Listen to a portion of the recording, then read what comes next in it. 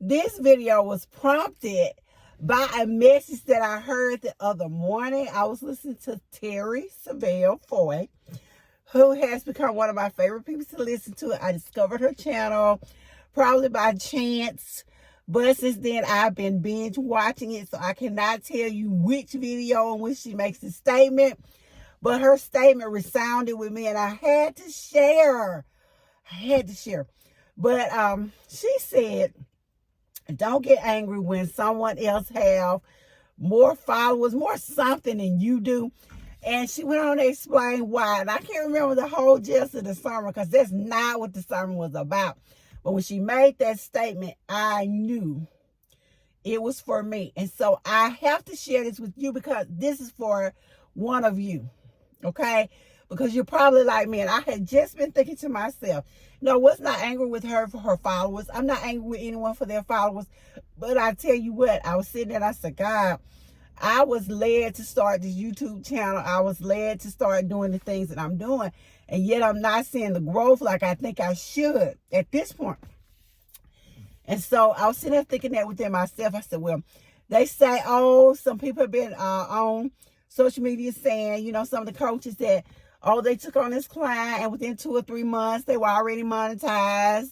They had X amount of followers. They were producing this video, that video. And I was like, okay, so I'm trying to do what I'm led to do, and yet I'm not seeing that kind of growth. And I'm putting in the time, the energy, and the effort.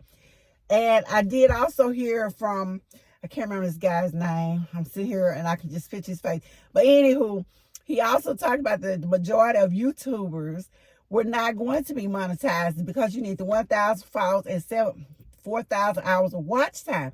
And I said, oh, so the majority of people who make YouTube videos are not monetized, okay? The majority is not. So I said, am I going to be one of the majority or am I going to be the minority? Am I going to be the breakthrough?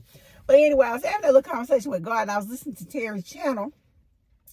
And out of the blue, she made this statement. And I said, God, I know you're talking to me. I can't worry about what the world does, whether they like my channel or don't like my channel. What I have to be concerned with is, am I doing what you told me to do? Am I following your design? Am I doing what you purposed for me to do? And Terry always makes a statement about this young man went to a public speaking event, and I forgot who the guy was. I think it might have been Maxwell, and not the singer Maxwell. But anyway, make a long story short, she said the guy came up to the man. He was telling him he wanted to do what he do because he had made so much money over that weekend, that speaking engagement. And the guy said, oh, okay. So basically, just that was the guy said, are you willing to do what I did to get to where I am?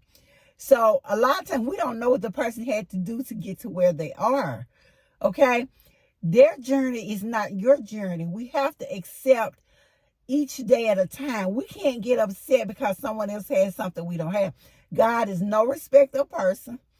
He will give you just what he gave the next person if you follow the biblical principles. But I have to remind you again, the Lord always reminds me of Jeremiah 29:11.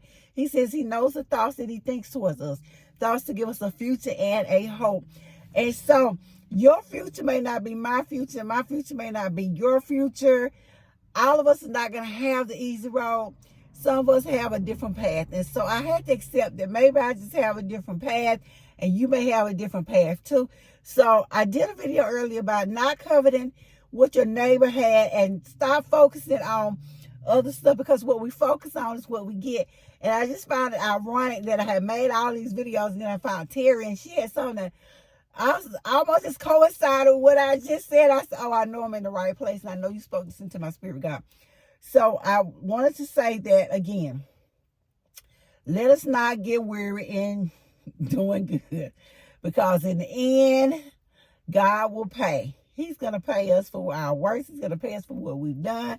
And we don't have to worry about not feeling validated by what the world equates as success.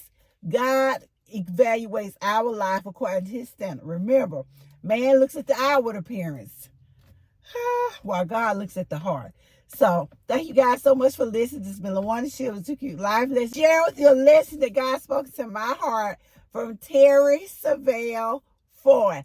Thank you, Terry. Listen to your channel quite a bit. Hats off. And the guy, I'm going to link him in the show notes. Not being ugly. I can't remember his name right now while I'm recording this video, but I listen to him daily too. So I'll see you guys in the next video. Peace and blessings.